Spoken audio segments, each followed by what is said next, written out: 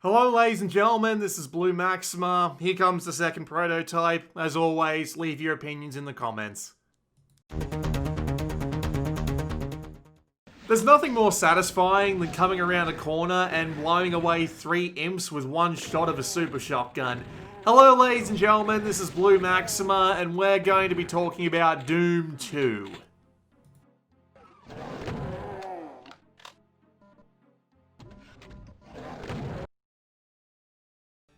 You know, considering how technologically ancient the Doom engine is, it's surprising how good it still looks.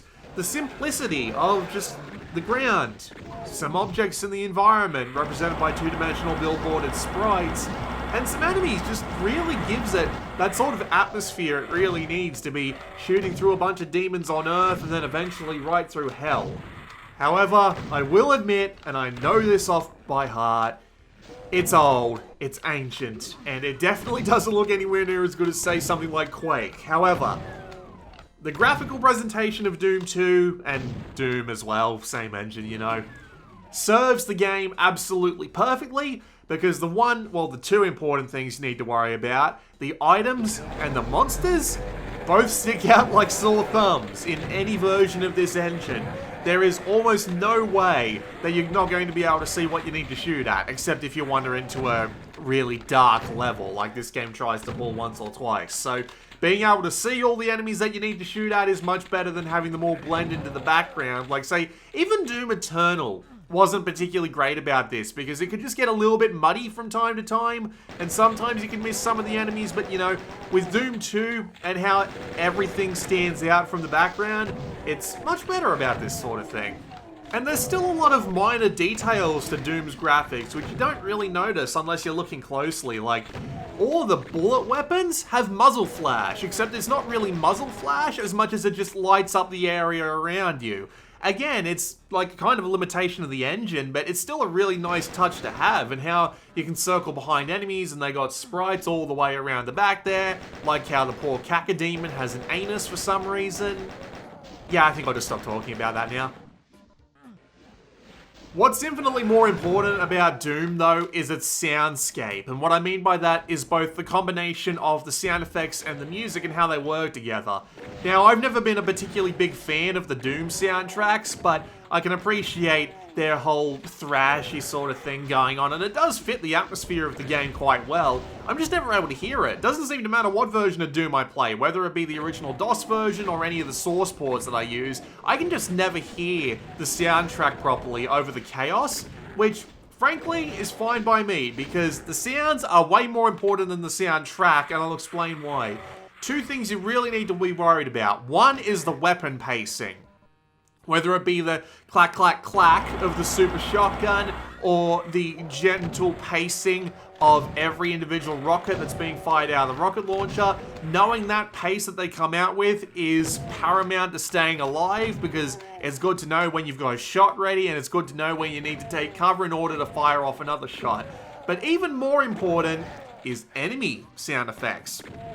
Especially when you're talking about going into a dark room and you're hearing sounds off to your left and right, because in a normal game, you just immediately get shot. But in Doom 2, you hear a growl over on the left and a roar over on the right. You know immediately that there's something more dangerous over to the right, and you need to go and take that crap out right then and there, and then you can turn back around to the left to make sure that you get rid of that thing. Also, death sounds. Death sounds are really important in this game, especially when you've got a horde of like 12 monsters coming towards you. And here's something that I noticed that's also particularly genius about this game. If you kill a monster and hurt a monster at the same time with the same shot, you'll always hear the hurt sound over the death sound. This is always going to inform you that something is still coming in your direction and you need to keep firing. It's really, really damn good sound design. Not to mention when you hear the growl of the Archvile whenever you enter a room, it's like, oh crap, I know I've got to deal with this thing immediately, and it scares the shit out of you every single time, which I absolutely approve of. And there's also a bunch of like neat little environmental noises, like you can hear imps sometimes or other monsters without being inside of them. so you know something's going to be around that corner. Some of the sounds are also kind of funny because it kind of gives you an idea of where all these monsters came from. Like, you've got the imps that sound like they were converted from wild bears. You've got the cacodemons, which sound like they're cats, and with the way that the cacodemon has basically been turned into a pet of the entire Doom community, that's kind of where my imaging goes. And it's also good to see that those 12-year-old kids who can't get off Xbox Live have a job as being mancubuses because they're always trying to hump your mum.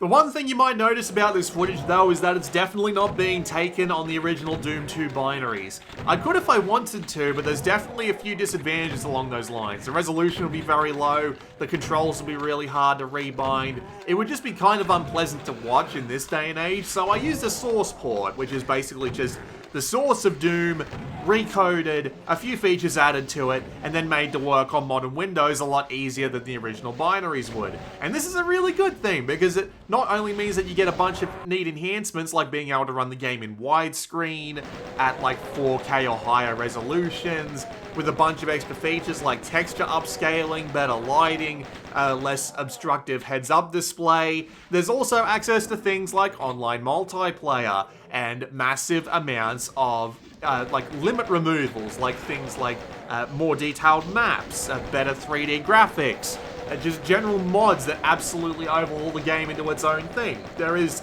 basically no reason not to play the game on a source port these days. You can absolutely screw it up if you don't know what you're doing, and I tried to keep it as close to the vanilla GZ Doom settings as possible for this video to keep it as representative of the original work as possible. But yeah, I highly recommend playing the game via a source port because it lets you do a bunch of different things.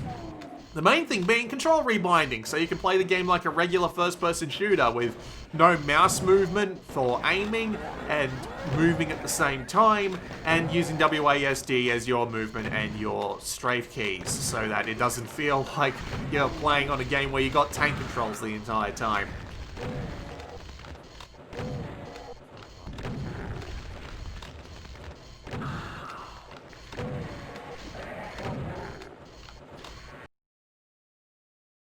So Doom 2 is really simple as a base concept because you've just got a level, you might have like 3 keys that you need to get through certain colored doors on your way through, but other than that, the basic goal is to just get to the end.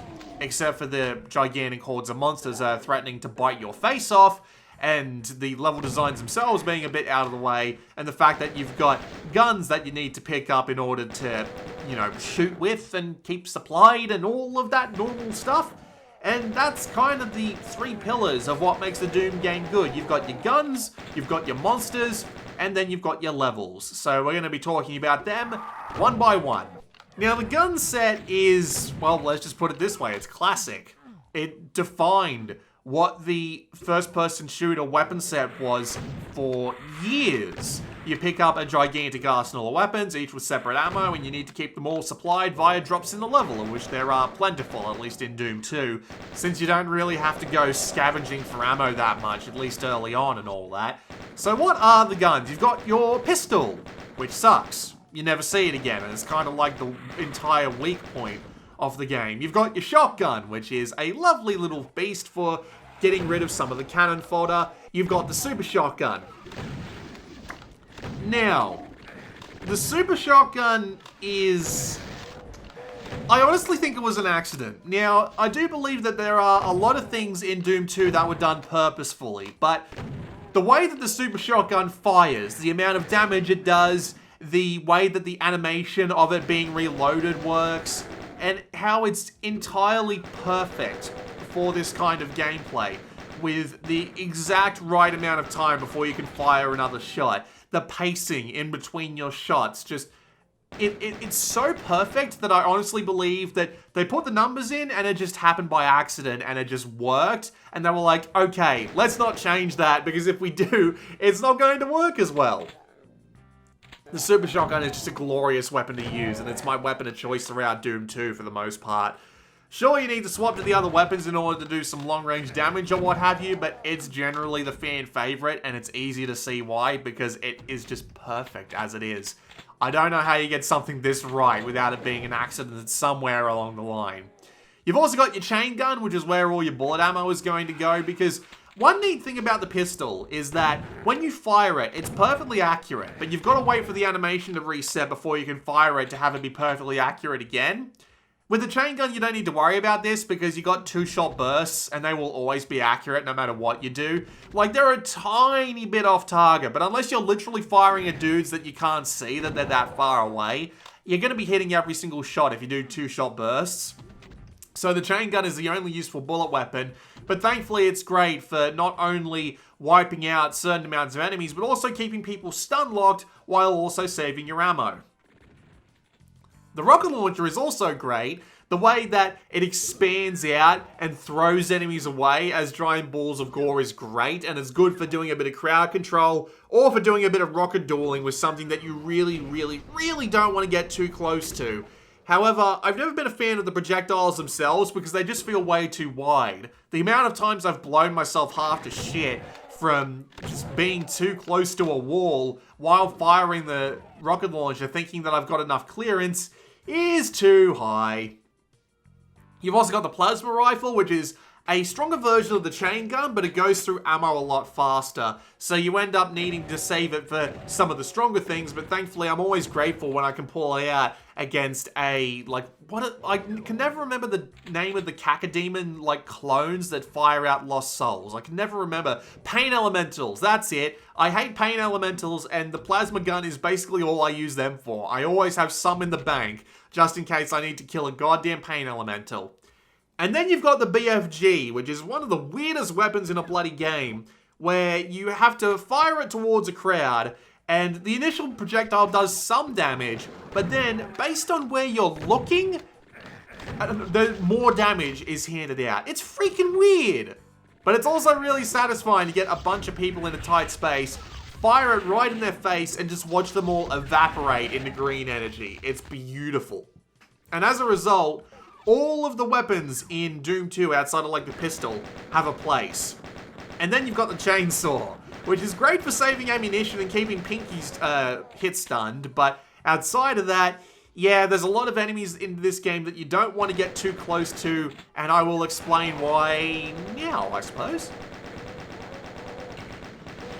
The monster roster is huge. There are a ton of them, and they fill in pretty much every conceivable role that you need. Do you need a long-range bruiser? Well, you've got that in the form of the Mancubus. Do you need someone who can get up close and personal and also fire off homing rockets? You've got the Revenants. Do you need someone who can go and resurrect all the dudes you just killed in order to add a little bit of extra challenge to your thing, while still being able to set you on fire from about 200 meters away if they can see you? That's the Archvile for you. And there are so many different kinds of monsters that when you put them all together and mix them up in any particular way that you please, it creates an entirely new gameplay challenge because, well, there are so many different kinds of monsters and so many different kinds of attacks, so there are many different ways you can deal with them.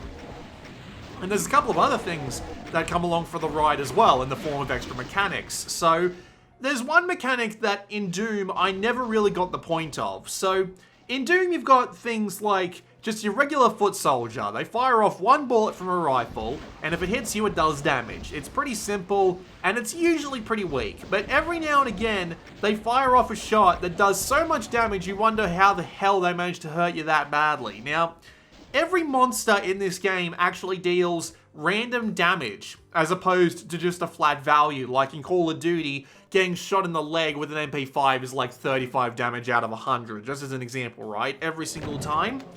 But in Doom, that same shot can do 10 damage and it can do 30 damage. That rocket from a Revenant can do 30 damage or it can do 60 damage. And I couldn't figure out the reason why they would do this, but it occurred to me on my way back through Doom 2 this time why it does it. With the Rifleman being able to do enough damage to take off a third of your health bar in one shot, at least on Ultraviolence, it means that you are always in danger from any enemy in particular. It doesn't mean that you can just leave the foot soldiers there to idly plink away at you while you're dealing with an Archvile, or you can just leave like a shotgunner at a decent distance away while you take care of a Mancubus who's on the other side of the field, for example.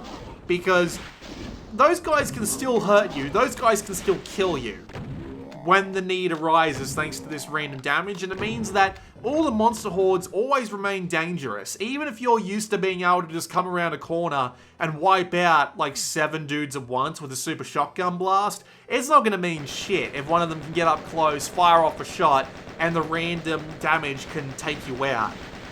As a result, everything from the imps to the soldiers to the chain gunners to everything in this game remains lethal all the way through, even if you're used to taking them down, which is very useful in a game like this where you'll need to be facing the same enemies over and over again. But as I said before, the roster is so big and mixing them all together in different ways often creates different combat scenarios. So it doesn't devolve into just, take out the Archvile and then deal with the rest later. It often devolves into, okay, what can deal the most damage to me in the shortest amount of time? And that's often a very complex calculation that you need to go through in your head. So if a shotgunner is right up in your face, he will need to die first. Then the Mancubus off in the distance, who can see you and is firing shots at you, has probably already gotten a few shots off and you need to be ready to dodge around that. And then that's given time for the Pinkies to get closer so you can back away.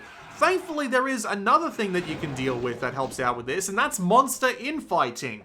Because that's a mechanic you really need to make use of in this game, because when monsters of different races, whether it be the soldiers versus the shotgunners, or the Pinkies versus the Mancubuses, or the Archviles versus the Cacodemons, whenever they land a hit on each other, they all start attacking each other, which is very useful, because in a map like the Courtyard, which happens to be one of my favorites in the game, it's very easy to run around the outside of the courtyard, let all the monsters spawn in and take pot shots at each other, and then just leg it back the way you came out towards the entrance of the level. And everybody will spend so long shooting at each other that you'll have like half the monsters you need to worry about dead by the time you've cleared out all the Pinkies that have followed you out of the entrance door. It's a really fun way of taking care of certain sets of monsters and really encourages up close and personal play, because you're not going to be able to get those monsters to attack each other if you're not passing between them in some shape or form. So as a result, tons of different monsters with different ways to attack you, combined with the fact that they all remain dangerous, combined with the fact that you can do things like run between them in order to get them to shoot at each other and get them off your back for a while, means that they can really take advantage of all of these things at once if they get the level design right. With that said, let's talk about the level design. I hate to go off topic here, but I want to go back and talk about Doom 1 first, because Doom 1, and specifically Episode 1, is a classic, because it got the balance of what makes a Doom level Doom right. So you've got hordes of monsters that are big, but not overwhelming. You've got levels that are big, but not so big as that you can freely run around and not have to worry about any of the monster hordes that are coming down the hallways at you at all. You need to be able to go through that calculation of threat assessment every few seconds when you're talking about running into a new set of monsters in Doom, and Doom's Episode 1 does that really well.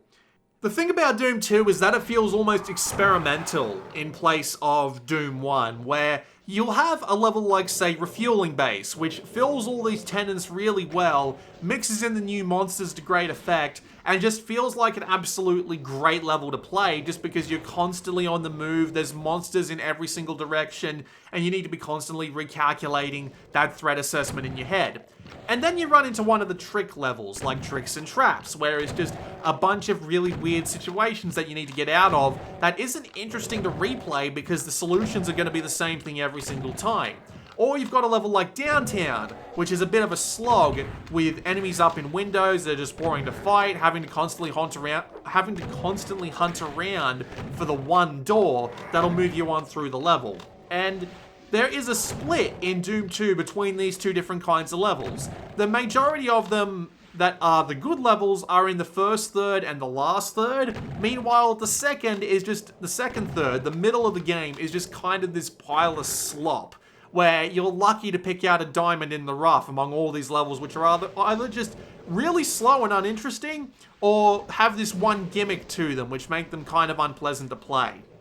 Oh, and also, the final boss is absolutely terrible. It's literally just a wall, and you have to get up a set of raising platforms jump down onto a platform that's raising up from the bottom, and fire a rocket into his brain 3 times. It sounds simple enough in concept, but he spawns out monsters at random, and he can spawn out things like Archviles, which can take you out via line of sight, and he can spawn Lost Souls, which can just charge at you and knock you off the platform without so much as a how do you do, making the entire thing one luck-based mission, and I hate it. I absolutely hate it, and I never bother to beat the Icon of Sin. I've already beaten him once, I don't have to beat him again. It's a shame because if the levels were even just a little bit worse, we probably wouldn't be talking about Doom as much as we are now. But at the same time, those good levels really hammer home just how good Doom's gameplay is. And thanks to the fact that we've got like source ports and easy ways to make new levels and what have you, we have some really good levels which really push home the point that Doom's combat is really damn good when that third pillar is holding up those 2 pillars just as well. But damn if it ain't close. Man, you're going to be playing through some stinkers when you play through Doom 2 the first time. Which is why I recommend that as soon as you're done with Doom 2, you move straight onto Plutonia, because Plutonia is what happens when that third pillar goes just that little bit above the other 2 pillars. Because half the time that I was playing through Doom 2 again for this video, I was thinking to myself, where's this level? Where's that level? And I just couldn't remember for the life of me that those levels were actually part of Plutonia and not Doom 2. Because, good lord, that was an embarrassing showing for Doom 2, I may say. Overall, the campaign for Doom 2 is positive, and considering that this is like my 3rd time going through it and I remember all of the really shit levels, I may be over-exaggerating just how much of an effect a level like the Chasm or Gotcha or Barrels of Fun has on the experience. Yeah, it was kind of close to being an overall negative just because of how many bad levels are in there. And thankfully, once you finish Doom 2, you can move straight onto things like Plutonia, or some of the levels that have won CACO awards like Back to Saturn X or Ancient Aliens. Just those really, really good levels that really push Doom's gameplay to the limit. So while Doom 2's campaign is not great, the levels that have been made in the last 25 years more than make up for it. And as soon as you finish the main campaign, you should immediately move on to some of those level sets to really get a feeling of what Doom 2 is about.